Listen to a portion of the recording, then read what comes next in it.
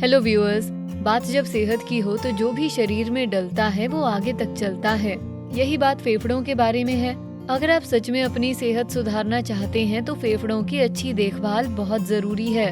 अगर फेफड़ों की बीमारियों से दूर रहना हो, इतने सालों तक पी गई सिगरेट से हुए नुकसान की मरम्मत करना हो, या सीओपीडी या अस्थमा जैसी लंग कंडीशन को मैनेज करना हो, तो सुनिए। ऐसा साबित हुआ है कि कुछ खास खाद्य पदार्थों को खाकर फेफड़ों की सेहत में सुधार होता है। अपने फेफड़ों को सही खाद्य पदार्थ देकर आप उनका काम और पूरी सेहत पर प्रभाव डाल सकते हैं। आज के वीडियो में हम आपको उन खाद्य पदार्थों के बारे में बताएंगे जिन्हें खाने से बीमार फेफड़ों का इलाज और सांस लेना आसान हो जाता है। सोया, गाजर, टमाटर, लहसुन से लेकर सालमन तक सबके बारे में जानने के लिए वीडियो आखिर तक देखें। पहला, सेब। सेब एक हेल्दी, पोषक तत्वों से भरा और high energy, high fibre, low calorie खाद्य पदार्थ है। ये हमारी लिस्ट में सबसे ऊपर है और शायद हर न्यूट्रिशनिस्ट और डाइटिशियन की लिस्ट में भी। इसके फ्लेवोनॉइड्स और कई किस्मों के विटामिन्स और एंटीऑक्सीडेंट्स, खासकर विटामिन सी से आपका इम्यून सिस्टम मजबूत और रेस्पिरेटरी सिस्टम सेहतमंद बनता है। जब आपके रेस्पिरेटरी फंक्शंस सेहतमंद होंगे तो आप फेफड़ों की बीमारियों से लड़ सकते हैं और प्राकृतिक रूप से उनसे बच सकते हैं। क्या आपको सेब पसंद है? नहीं? हाँ? आपका पसंदीदा हेल्दी फल कौन सा है? हमें नीचे कमेंट्स में बताएं। दूसरा, हल्दी। हल्दी अपने एक्टिव इंग्रेडिएंट करक्यूमिन की वजह से एक ताकतवर एंटीऑक्सीडेंट होती है। करक्यूमिन नुकसानदायक सेल्स और संभावित लंग ट्यूमर्स को बनने से पहले ही खत्म कर देता है। ये काली मिर्च की मौजूदगी में शरीर में अच्छी तरह अब्जॉर्ब होता है। करक्यूमिन एक एंटीवायरल और एंटीबैक्टीरियल एजेंट भी होता है जो वायरल इन्फेक्शन को प्रभावी तौर पर आपके रेस्पिरेटरी सिस्टम पर हमला करने से पहले ही रोक देता है। एक आइडियल मिश्रण में हल्दी और काली मिर्च की समान मात्रा लीजिए, जो प्रतिदिन 3 ग्राम से ज्यादा नहीं होनी चाहिए, और उसे 1 बूंद ऑलिव ऑयल के साथ मिलाइए। ध्यान रखें कि खाना पकाते वक्त हल्दी डालने से उसकी एंटीऑक्सीडेंट्स प्रॉपर्टीज काफी हद तक खत्म हो जाती हैं। तीसरा, ग्रीन टी। ग्रीन टी में ढेर सारे एंटीऑक्सीडेंट्स होते हैं, जिनमें से एक है क्वर्सेटिन। ये एंटीऑक्सीडेंट प्राकृतिक एंटीहिस्टामीन का काम करता है। इससे हिस्टामीन्स कम रिलीज होते हैं, जिससे सूजन कम होती है और इरिटेंट्स से फेफड़ों की रक्षा होती है। ग्रीन टी में फ्लेवोनॉल नामक एंटीऑक्सीडेंट भी बड़ी मात्रा में होता है, जो दिल की सेहत अच्छी करता है, और इसमें एंटी कैंसर प्रॉपर्टीज भी होती है। चौथा, मशरूम। फेफड़ों को हेल्दी रखना हो तो अच्छी मात्रा में विटामिन डी लेना जरूरी है। ऐसा इसलिए क्योंकि विटामिन डी कम होने पर अस्थमा का खतरा बढ़ सकता है, जबकि विटामिन डी का लेवल अच्छा हो तो अस्थमा अटैक्स कम होने में मदद मिलती है। विटामिन डी इंटेक बढ़ाने का एक सबसे अच्छा तरीका है सूरज की रोशनी को अब्सॉर्ब करना, लेकिन मशरूम भी विटामिन डी का लेवल बढ़ाने में आपकी मदद कर सकते हैं, खास तौर पर वो जिन्हें सूरज की ढेर सारी रोशनी मिली हो। विटामिन डी के सबसे अच्छे प्राकृतिक सोर्सेज में से एक हैं। मिटाकी और पोर्टोबेलो मशरूम खाने का लक्ष्य रखें। पांचवा, कायन पेपर। खाने का एक पदार्थ और सीजनिंग दोनों की तरह इस्तेमाल किए जाने वाले इस पॉपुलर पेपर के ढेर सारे हेल्थ बेनिफिट्स हैं। इनमें कैप्सेसिन होता है जो जिद्दी खांसी और गले की खराश को कम करता है और सर्दी जुकाम के इंडिकेशंस में भी मदद करता है। कायन पेपर जमे हुए बलगम को हटाती है और इसलिए उन सब को जरूर खानी चाहिए जिन्हें ब्रोंकायल कंजेशन या रेस्पिरेटरी एलिमेंट्स की समस्या है। छठा, सोय। स्टडीज के अनुसार सोय के खाद्य पदार्थ लंग कैंसर का खतरा 60% से कम करते हैं। इनमें मौजूद आइसोफ्लेवोन्स नामक फाइटोन्यूट्रिएंट्स स्मोकर्स और नॉन स्मोकर्स दोनों में लंग कैंसर विकसित नहीं होने देते। एक स्टडी के अनुसार सोय आइसोफ्लेवोन्स कुछ लंग कैंसर सेल्स में डीएनए रिपेयर का काम करते हैं। ये प्रभाव लंग कैंसर को रोकता है और कैंसर सेल्स को रेडिएशन थेरेपी के प्रति ज्यादा सेंसिटिव बनाता है। सातवां, अदरक। ये बहुत ताकतवर एंटीऑक्सीडेंट और प्राकृतिक एंटी इन्फ्लामेटरी है जो फेफड़ों में रुके हुए प्रदूषण को साफ करता है। अदरक में जिंजरोल होता है जो अतिरिक्त बलगम को कम करता है। इसमें एक और पदार्थ होता है जो ब्रोंकायल ट्यूब्स को कसने से रोकता है। ये मसल्स के उन टिश्यूज को रिलैक्स करता है जो फेफड़ों में होते हैं, ताकि एस्थमेटिक्स को सांस लेने में आसानी हो। आप चाय या कुकीज का स्वाद बढ़ाने के लिए उसमें अदरक डाल सकते हैं। आठवां, गाजर। हेल्दी फेफड़े चाहिए, ढेर सारे गाजर खाएं। उनमें बीटा कैरोटीन बहुत होता है जो फेफड़ों को प्रदूषित हवा और धुएं से बचाकर छोटे एयर सैक्स को साफ और हेल्दी रखता है। गाजरों का ये एंटीऑक्सीडेंट विटामिन ए में तब्दील होकर अस्थमा का होना कम करता है। साथ ही गाजरों में ढेर सारा विटामिन ए, सी और लाइकोपीन होता है।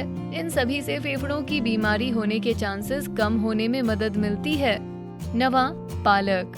अगर आप अक्सर सिगरेट या शराब पीते हैं तो अब पालक खाने का वक्त आ गया है। सिगरेट और शराब पीने से शरीर का फोलेट सूख जाता है। फोलेट की कमी से फेफड़ों की सेहत पर बुरा असर पड़ता है और आपको एनीमिया के खतरे से जूझना पड़ता है। पालक में ढेर सारा फोलेट होता है। ये बी विटामिन सेल्स को तंबाकू के कार्सिनोजेंस से बचाता है। एक स्टडी के अनुसार जिन सिगरेट पीने वालों की डाइट में पर्याप्त फोलेट था, उनमें लंग कैंसर का खतरा 40% से कम हुआ था। 10वां, ग्रेप फ्रूट। ग्रेप फ्रूट का स्वाद थोड़ा कड़वा लग सकता है, लेकिन फेफड़ों के लिए ये बहुत मीठा होता है। ग्रेप फ्रूट के फ्लेवोनॉइड्स कार्सिनोजेंस से प्रदूषित हुए फेफड़ों की शुद्धि के लिए बहुत अच्छे होते हैं। इस फल को सीओपीडी जैसी फेफड़ों की समस्याओं में मदद से भी जोड़ा गया है। एक रिसर्च में वैज्ञानिकों को पता चला कि इस स्थिति से पीड़ित लोग अगर नियमित ग्रेप फ्रूट खाएं, तो फल ना खाने वालों की तुलना में उनका लंग फंक्शन और ओवरऑल फिटनेस ज्यादा अच्छी होती है। 11वां, टमाटर। एक स्टडी में स्मोकर्स के फेफड़ों को डाइट से जोड़कर रिसर्च की गई थी। पता चला कि टमाटर खाने से पार्टिसिपेंट्स की रिकवरी अच्छी हुई। साथ ही टमाटर से लंग डीजेनरेशन धीमा होकर नुकसान कम होता है। लेकिन टमाटर केवल स्मोकर्स की मदद नहीं करते। हमारे फेफड़े प्राकृतिक रूप से 35 की उम्र तक कमजोर होते हैं, क्योंकि डायफ्राम और अंदरूनी टिश्यूज कमजोर हो जाते हैं। अक्सर टमाटर खाने से इस प्रोसेस में देर होकर फेफड़े मजबूत बनते हैं। 12वां, लहसुन। लहसुन में ताकतवर एंटी इन्फ्लामेटरी और एंटीऑक्सीडेंट प्रॉपर्टीज होती हैं, जो फेफड़ों और पूरे शरीर के ऑक्सीडेटिव स्ट्रेस के खिलाफ बचाती हैं। एक स्टडी में तो ये भी पता चला है कि हफ्ते में 2 बार कच्चा लहसुन खाने से धीरे धीरे लंग कैंसर होने का खतरा कम होता है। 13वां, सैल्मन। सैल्मन एक टॉप लंग क्लेंजिंग फूड है, जिसमें ढेर सारे anti inflammatory omega 3 fatty acids होते हैं। कुछ रिसर्च के अनुसार ये हार्ट हेल्दी फैट्स दिल तक ब्लड फ्लो को बढ़ावा देते हैं और कुछ रेस्पिरेटरी कंडीशंस के लिए फायदेमंद हैं। एक स्टडी से पता चला कि बड़ी मात्रा में ओमेगा 3 फैटी एसिड्स लेने से सीओपीडी नामक लंग कंडीशन के पीड़ितों में सूजन कम मात्रा में होती है। 14वां, केले। पोटेशियम, फाइबर और विटामिन सी से युक्त केले पोषण का भंडार होते हैं और फेफड़ों की सेहत के लिए खास तौर पर फायदेमंद होते हैं। लेकिन ऐसा क्यों?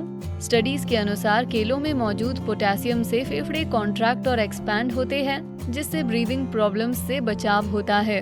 अन्य रिसर्च से पता चला है कि केले लंग इन्फेक्शन को बचाते हैं और बचपन के अस्थमा की वजह से होने वाली घरघराहट के खतरे को कम करते हैं।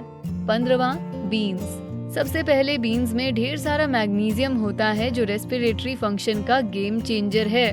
मैग्नीशियम का एक मुख्य काम होता है मसल्स को रिलैक्स करना, और ये ऐसा आपके एयरवेज के इर्द गिर्द के मसल्स के साथ करता है। इससे वो खुली रहती हैं और सांस लेने में आसानी होती है। इन्हीं मसल्स के कंस्ट्रिक्ट होने पर आपको अस्थमा का अटैक आता है। बीन्स में सूजन कम करने वाले ढेर सारे एंटीऑक्सीडेंट्स भी होते हैं। एक दिलचस्प स्टडी बताती है कि बीन्स के पोषक तत्वों की मदद से फेफड़ों की बीमारी के मरीज वेंटिलेटर पर कम वक्त बिताते हैं। 16वां, संतरे।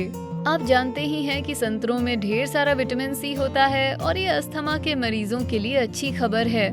स्टडीज बताती हैं कि जो लोग दूसरों से ज्यादा विटामिन सी लेते हैं, उन्हें अस्थमा होने की संभावनाएं कम होती हैं। लेकिन ये अच्छाई यहीं नहीं रुकती। संतरे फेफड़ों को ऑक्सीजन ट्रांसफर में भी मदद करते हैं। 17वां, साबुत अनाज। सफेद ब्रेड जैसे रिफाइंड कार्बोहाइड्रेट्स की बजाय साबुत अनाज से बने हाई फाइबर खाद्य पदार्थ चुनें। High carb diet carbon dioxide के निर्माण को बढ़ा सकती है। क्योंकि आपके फेफड़ों के पास कार्बन डाइऑक्साइड बाहर छोड़ने का काम होता है, तो आप जितना ज्यादा कार्ब्स खाएंगे, फेफड़ों पर उतना ही ज्यादा तनाव बढ़ेगा। तो कार्ब्स कम से कम खाएं, लेकिन अपनी पोषण की जरूरत को साबुत अनाज से पूरा करें। 18वां, कॉफी। क्या आप जानते हैं कि 1 कप कॉफी अस्थमा के लक्षणों को कम करती है? कैफीन ब्रोंकोडायलेटर की तरह काम करता है, जो एस्थमेटिक्स के कसे हुए एयरवेज को खोलता है और रेस्पिरेटरी मसल फटीग को कम करता है। स्टडीज के अनुसार सुबह 1 कप कॉफी पीने से ब्रीदिंग और लंग फंक्शंस में सुधार होता है।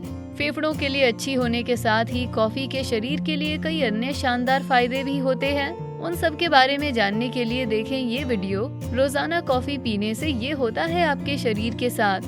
अब चलते हैं उन खाद्य पदार्थों की ओर जो बीमार फेफड़ों को सुधारते हैं। 19वां, पानी। ये कोई खाद्य पदार्थ नहीं, लेकिन पानी या फ्लूइड्स की कमी से शरीर के उन सिस्टम्स पर असर पड़ता है जिनमें रेस्पिरेटरी सिस्टम भी होता है। पानी पीने से आपके एयरवेज और फेफड़ों की म्यूकस लाइनिंग घटाने में मदद मिलती है। डिहाइड्रेशन से बलगम गाढ़ा और चिपचिपा हो जाता है, जिससे सांस लेने में रुकावट पैदा होती है और आपको बीमारियां, एलर्जीज और सांस की समस्याएं हो सकती हैं। शरीर से टॉक्सिन्स प्राकृतिक तौर पर बाहर निकालने के लिए भी पानी प्रभावी तरीका है।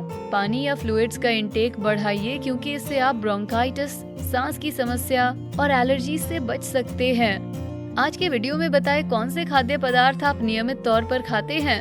क्या आपको लगता है इनसे फेफड़ों को बेहतर होने में मदद मिलेगी? नीचे कमेंट्स में बताएं। वीडियो पसंद आया तो इसे लाइक, शेयर करें, साथ ही बेस्टी को सब्सक्राइब करें। Thanks for watching.